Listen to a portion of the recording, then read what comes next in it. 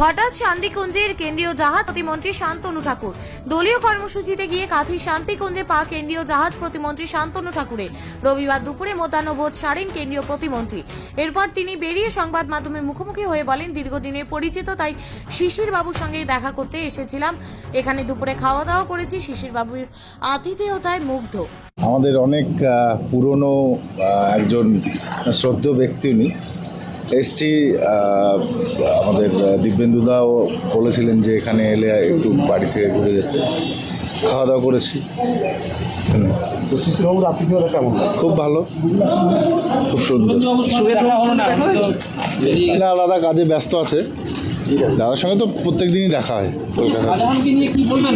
যত সময় গড়াচ্ছে তারপর আপডেট তার বিরুদ্ধে অনেক তথ্য পাওয়া যাচ্ছে। দেখুন, এটা স্বাভাবিক ব্যাপার। জ্যোতিপ্রিয় মল্লিকের যতজন হ্যান্ডস আছে বা ছিল তারা সকলে ধরা পড়বে, কারণ প্রত্যেকে রেশন দুর্নীতির সঙ্গে যুক্ত আছে। বলছি, তদন্তকারী সংস্থায় মানে আরও কি কোনো বড় কিছু পদক্ষেপ নিতে চলেছে এরকম কিছু?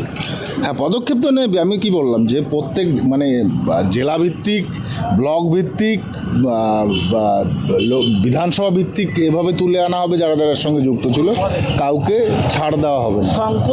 শঙ্করাঢ্যের দীঘাতে হোটেল আছে এরকম কিছু? হ্যাঁ, দীঘাতে হোটেল আছে। প্রায় 500 কোটি টাকার মালিক হয়েছে এই সমস্ত কোরেটরে। এখন ধরা পড়ে গেছে।